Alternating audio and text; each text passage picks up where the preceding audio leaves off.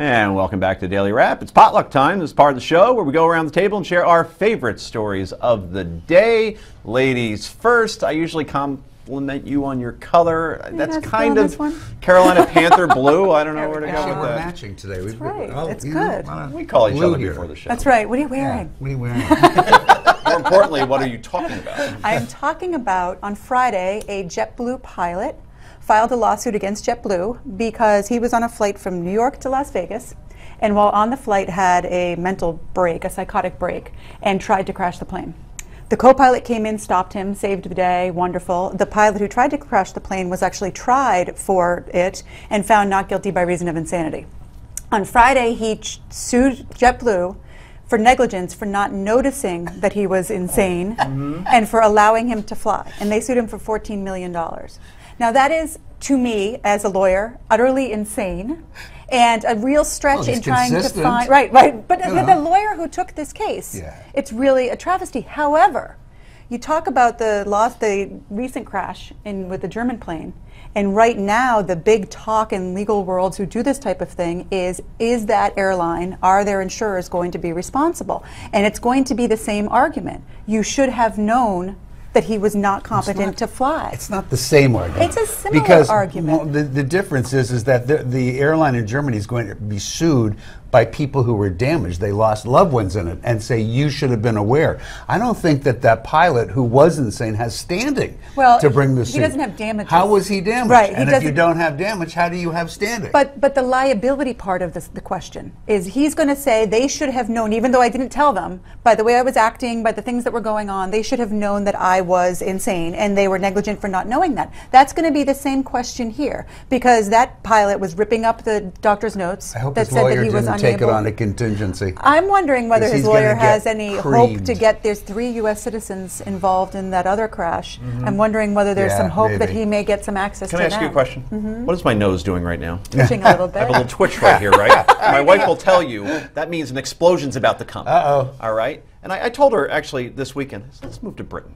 Okay, because my daughter watches Peppa Pig, and they're all so civilized, those pigs, I right? still watch Peppa Pig. It's a tremendous show. It's a great show. I watch it with my granddaughter. Here's my point. It is great. That in Britain, besides them being civilized, the law is, and you'll explain it better than I do, if you sue somebody and you lose, you pay their legal fees. That's right. And we don't have that here, so this idiot can go ahead and go ahead with this lawsuit, and then if he loses, oh shucks, oh well. It's enormously infuriating to my clients, and some of them are from other countries. And it's true, if you have some skin in the game, you're a lot less likely to sue, and you try a little bit harder to win. And I totally agree with you, that's the way our system should be. My nose isn't twitching, but I'm ready to explode because this has ramifications for everyone. We all do have skin in the game because we wonder why the government's up in our stuff, why people and employers are looking at our places on Facebook and on Twitter and everything else, because they're trying to find out everything they can. And now they've got a new tool to say, yes, I need to know. It increases the cost of insurance. It increases the cost of our tickets on JetBlue and every other airline. Exactly. All right, Rick, that's the final word, and that's our transition to your potluck, a rare... Well, it's a big day. It's a big day because I finally get to tell everybody that the death panels are dead. That's right. You all remember. Thank you very much. I should be a writer. You all recall the death panels back in the early days of Obamacare. It was actually a phrase that was coined by somebody we know quite well, Betsy McCoy, who joins us sometimes, and made popular by Sarah Palin. And basically what they were trying to sell was that the IPAB, which is a board of appointed people who under very limited circumstances can make changes to the cost structure and the fee structures of Medicare. They can lower it if the prices are going too high. And this, they said, were death panels because if they lowered the payments or something, that people weren't going to be treated, they were going to be allowed to die, and all these horrible things. Well, it got to an appellate court, and the appellate court in the Ninth Circuit, which is out on the West Coast, said no, threw it out, and today it went to the Supreme Court, and they too threw it out. Say goodbye to the death panels. It was ridiculous, it was annoying, and it was wrong. and you can't possibly disagree with Her that. nose is twitching. I just saw I it. You can't I don't possibly disagree, disagree except with that, that. Rick, they threw it out because it's not ripe. It was an Article 1 non-delegation It's not challenge. coming back. It is English, coming back. English. Okay, Yeah, that's so really the cool. challenge, it was a constitutional challenge. It wasn't based on whether or not these are death panels. It was based on whether or not they had the ability to give these 15 people this much power. So the court said, we don't know yet. We don't know what these decisions are going to be. When we know if there's damage, just like you were saying before, there's no damage yet. When there's damage, you can bring it back. And so there's just never wait. going to be Just damage. No, wait it's and not coming see. back. Just You'll like see. you say about Iran. Not coming just back. wait and see. Not coming back. And by the way, it was not tossed out of the appellate jurisdiction for that reason. It was tossed at the Supreme Court level. The appellate jurisdiction basically said this is the dumbest thing we've ever seen. I disagree, but we don't have time. I still say the dumbest thing we've ever seen is that JetBlue Yeah, lawsuit. I It's might bad. give you that one. It's yeah. bad. Right? I mean, it's cheap to fly JetBlue, but I want to keep it that way. Well, Gas prices are down. And they so- saved the passengers' lives. I mean, that co-pilot. Exactly right. You don't really hear Well, much but about the that story. You passengers think you would aren't hear suing. more, Right, right? right. Anyway, Passengers quick aren't the break. When we come back, more potluck, including my own. This is the Daily Wrap, only on Newsmax TV.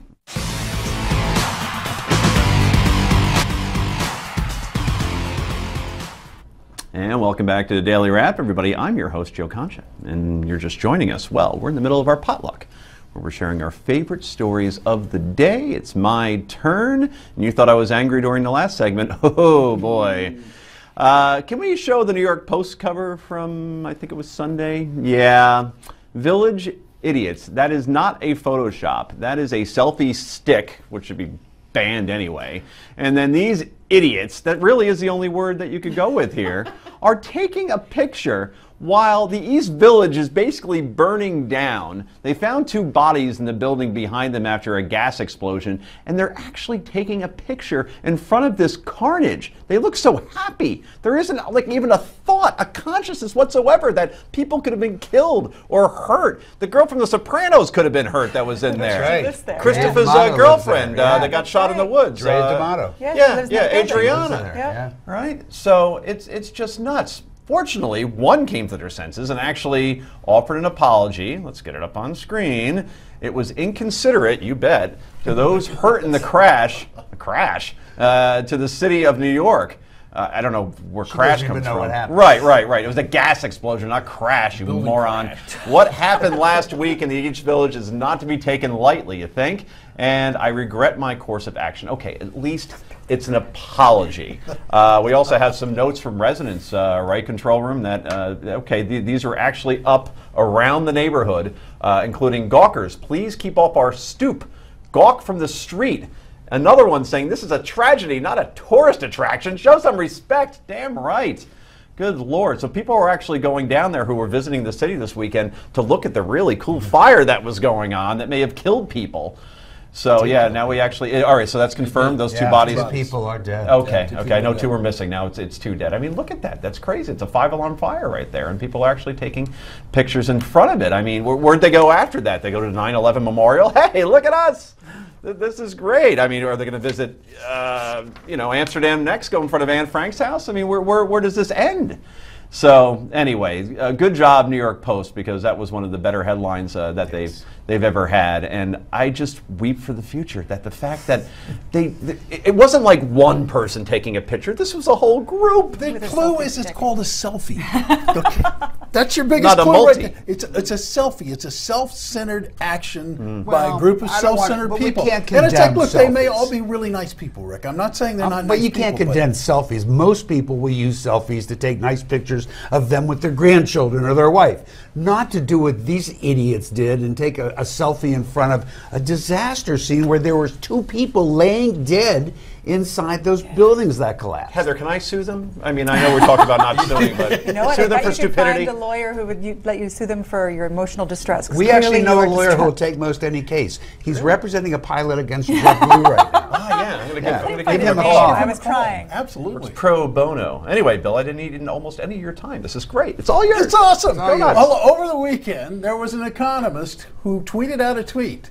And it's rare that an economist can create this kind of stir. She works for the Department of Labor. She's an economist. Her name is Elizabeth Ashak. And she tweeted out that people in red states vote for Nazis to govern them and call themselves Christians. It will not end well for them. Hashtag boycott Indiana. Thank you for that soothing, calm piece of rhetoric from you, Ms. Russia. Christians are Nazis, and it won't end well in Indiana. Now, to be fair, she has said, I didn't do that. My account was hacked. She's deleted the account. She's deleted everything about her off the internet because she has probably been subjected to the same kind of hateful, vile crap that she was spewing out in that tweet. If her account was hacked. We need to stop with the whole hacked excuse. Let's just stop. I think Anthony Weiner did that. How about we just... We managed to have an entire second with third block discussion about Indiana's law. Not once did we ever insult one another. Not once did we call each other names. No. It's gotten to the point where it's like we can't have a conversation without inflaming it with this sort of rhetoric. And it's just not helpful. It's not necessary. You know, it's interesting. I don't often agree with Rush Limbaugh, believe it or not. But one of the things that he said today was this law is turning up to the hands up, don't shoot, where it's taking on a life of its own that isn't necessarily grounded in fact. You know, this law, as we've discussed, does exist other places and does have some benefits. And so people really need to read everything they can on it to get a better sense that rather than just tweet.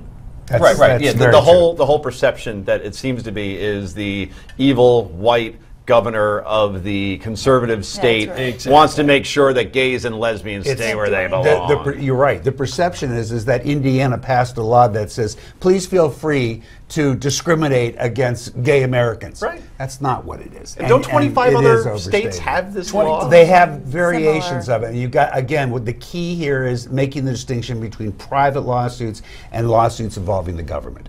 That's critical. And this is the only state that one or two. I think there's two. Maybe there's two that have private, and that's what makes this. But to Bill's point, everybody picks a side, takes on the extreme view, they do. and everybody talks past each other. It's not that we differ, it's the way we differ that's becoming a problem. That's philosophical. You almost sounded like Hirschfeld there. That was good stuff. Anyway, that's all the time we have for Potluck, but it's time for Yay or Nay next. This is the Daily Wrap only on Newsmax TV.